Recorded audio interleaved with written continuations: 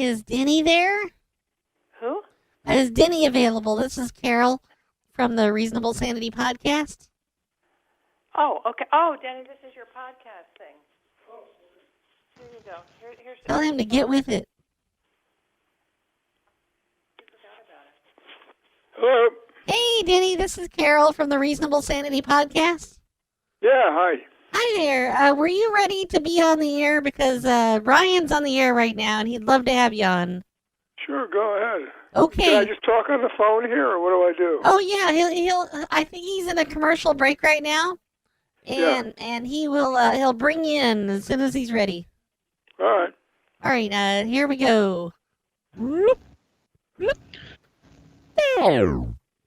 So yeah, that is my official challenge to fist fight the caped queer satyr himself, Timmy Boo Henson. I have full, absolute buy-in from Street Beefs. Yes, streetbeefs.com to have us, host us, and I will kick the living hell out of you, Timmy. Ball's in your court, Tim. Anyways, up next, everyone, I have a pretty amazing author, a very interesting guy, very funny from everything I read, and we will be right back to meet him after this.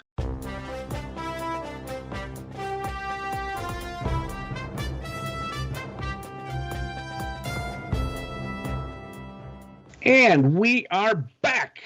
I'm Ryan Token. This is Reasonable Sanity Podcast. With us today, we have a pretty amazing and cool guest. He's author of The Stork. He's the creator of the unique ebook, Broady Jokes and Patterned Songs. He is a self-proclaimed world's most famous authority of junk mail, and he currently edits and publishes Denny Hench's free marketing blog. But the most impressive thing is that he is my oldest guest ever at the age of 87. Welcome, Denny. Thank you. I don't like being 87, but that just goes with the territory. It does. It's one of those cursed blessings, right? If you're lucky, you get to be the oldest person you ever know.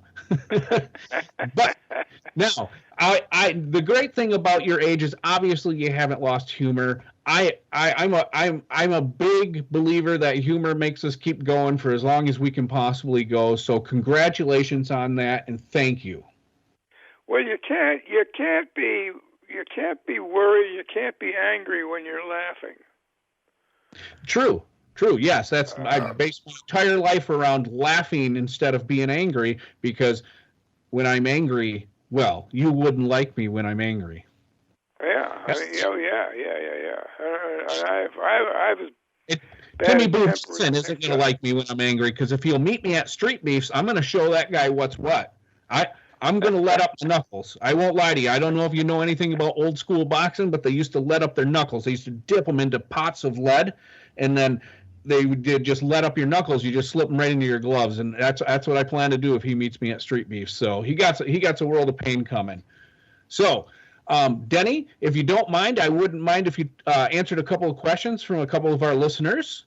So let's start out. Line one, you are on with the author, Denny Hatch, and he, by the way, for those who don't know, likes to talk about semen and selling it. Go ahead, line 5. Oh, hey, how's it going, Daddy? I'm good. How's it going there? Yeah, you know what? Not too shabby. Nobody ever taught me how to wipe properly, so I thought I would ask you. So do you wipe your butt while you're sitting down on the toilet, or when you're standing up after? Depends on how good it was or how bad it was. Okay, so if it's drier, then what? Which one works? What do you do? Yeah. Whatever works for me whatever works at the time I do.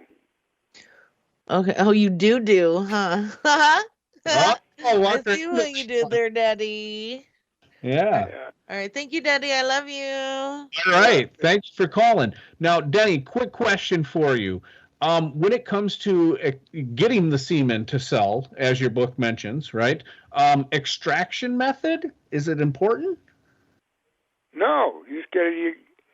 The thing I had was a guy. The guy had a machine called an AccuJack machine that jerks you off. Brilliant. Brilliant. Huh? I said brilliant. And then you freeze the semen and You drink it later. All right. Looks like we got another caller on line 3. Line 3, go ahead. Hello, I'd like to place an order for 2 moons over my hammy. I need 2 of those. I need a 1/4 pound cheeseburger, medium rare. I need that to go with heat. Okay. Denny, go ahead. Yes. I don't know if you had any kind of response to that question. I didn't. Yeah, I ate and did the dishes. I'm not ready. 1 grand slam. 1 grand slam. Thank you. Okay. Thank you. Okay. Thanks for calling. All right. Hey Denny. Do you don't mind waiting around during this quick commercial break? Do you? It looks like it's 2.5 minutes long. You good with that? Okay. Yeah. Sure. All right. We will be right back after this message. Gus Bass here, survivalofthefittest.com. I'm here today to talk to you about an important innovation in defecation recyclation. Now, this is something that's going to serve you well when the Illuminati, false flag incidents, nuclear weapons, or aliens come down here for their final probing. So unless you're some kind of simp snowflake, you better listen up. When the shit hits the fan, that shit better hit your plate too. I'm going to introduce you here to a little Patriot survival machine called the DERP. DERP stands for the Diarrhea Extraction Recycling Processor. It was made by God-fearing Americans just like me and you over at Royco. Not only does it allow you to use and recycle your excrement for up to 6 full ingestion cycles, but it also says, "Fuck you, libtards," in big red letters on the side. Let me show you how the DERP works. Now, the first thing you're gonna do is take down your britches and sit down on it like it's a toilet. After that, it's a simple matter of letting the machine run its 3-stage process to get you cleaned out. Engaging. Stage 1 initiated. Alright, now the machine is entering and the spreader probe is in my anus. Stage 2 initiated. Alright, now we're in stage 2. The DERP is gonna coat your bowels with a substance that was invented in Germany back in 1990. I believe it's called Fruitopia. Oh, God, Jesus, that stings. Stage 3 initiated. Oh, God, it's spreading me open right now. It's spreading me open. Spreading. Oh, and here it comes now. Oh. More spreading. Ow! Yeah! Oh, oh. Yeah! Entering baking stage. 30 minutes until meal is ready. While this cooks, I'm gonna go to the bathroom, get myself cleaned up, have a little cry before we eat dinner. Beep by Bo Bop. Dinner is served. You smell that right there? To top it off, I recommend adding some of this Jim Baker's famous 5-gallon Fallout Shelter nacho sauce. Let's give it here a try. Fuck yes, it tastes like freedom. Now, if you want to start sticking it to the liberals and eating your own shit like a real American, head on over to survivalofthefittest.com. Get yourself a DERP, and for 7 easy payments of $49.95, you can't beat that fucking deal if you buy it overseas. Fuck you, China. Fuck you, Biden's clone. I will literally eat my own shit before I bend over to you globalist commie lizard fucks.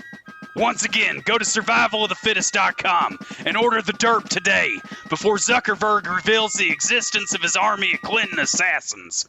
And we are back. Reasonable Sandy Podcast. I'm Ryan Token. With us, we have special guest Denny Hench, who not only is an amazing comedian and author in those senses, but he is outliving most anybody who will ever live. Welcome back, Denny. Hello? Denny, are you there? Denny! I think he died.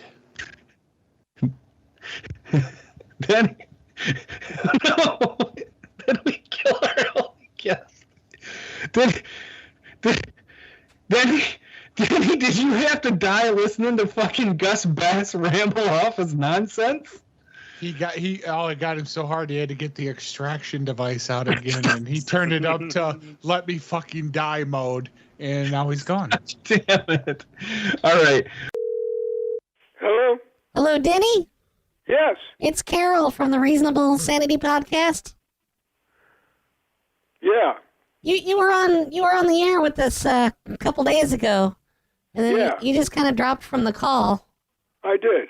Well, what happened?